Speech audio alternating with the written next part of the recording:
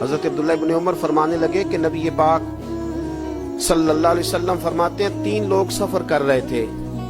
رستے میں طوفان آ گیا، تیز بارش شروع ہو گئی، تو حضور فرماتے ہیں وہ تینوں بارش سے بچنے کے لیے ایک غار میں چھپ گئے۔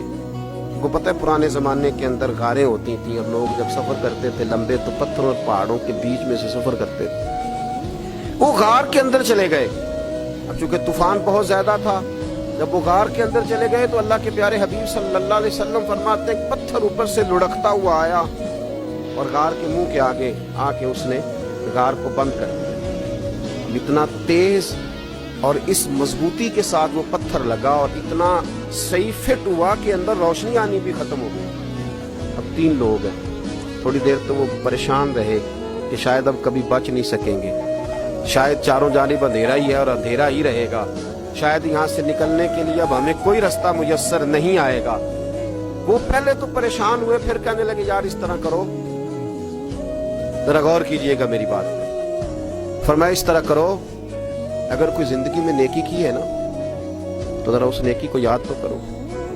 اور یاد کر کے اس مالک کے حضور عرض تو کرو،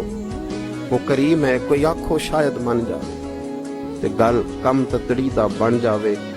عرض تو کرو ان میں سے۔ یہ آپ اندازہ فرمائیے یہ بات بیان کر رہا ہے، یہ مدینے والے رسول بیان کر رہے ہیں، یہ نبی پاک علیہ السلام نے بیان فرمایا، یہ وہ کہانی ہے جو ہمیں ہمارے نبی پاک نے سنائی، رسول کریم علیہ السلام نے ہمیں بتلائی، یہ داستان محبت۔ حضور فرمانے لگے ایک نے ان میں سے ہاتھ اٹھائے اور اس نے انداز کیا چھیڑا، عرض کرنے لگا اللہ تو جانتا ہے نا میں نے بکریاں رکھی ہیں، میں غریب ہوں، مزدور ہوں، اور مالک تجھے بھی جانتا ہے کہ میرے بچے بھی ہیں، بیوی بھی ہے، پر میں جب بھی گھر لوٹا ہوں تو دودھ میں نے بچوں اور بیوی کو پہلے نہیں دیا، بوڑھے ماں باپ کو پہلے دیا۔ اللہ میں نے ان کے ساتھ ہمیشہ کرم کے بازو کھول کر معاملہ کیا، وہ غار میں تنہا بیٹھے ہیں اور اپنے مالک کو منا رہے ہیں۔ عرض کرتے ہیں اللہ تجھے یاد ہے نا ایک رات جب میں بڑی دیر سے لوٹا تھا، لکڑیاں کاٹتے درخت تلاش کرتے مجھے دیر ہو گئی، میں دیر سے لوٹا تھا، نیت یہ کر رکھی تھی کہ دودھ سب سے پہلے ماں باپ کو پلاؤں گا، مالک جب میں لوٹا تو وہ بوڑھے تھک کر کے سو گئے تھے،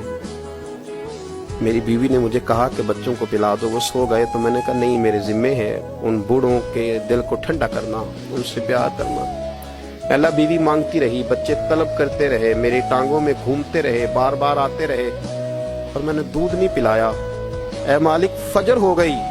آفتاب طلوع ہونے کا وقت آ گیا، پر میں نے ماں باپ کے بیدار ہونے کا انتظار کیا۔ اے اللہ وہ جب اٹھے تو ان کی آنکھوں میں جو میرے لیے دعا تھی اور ان کے سینوں میں جو میرے لیے کرم تھا، اگر تیری بارگاہ میں وہ نیکی قبول ہے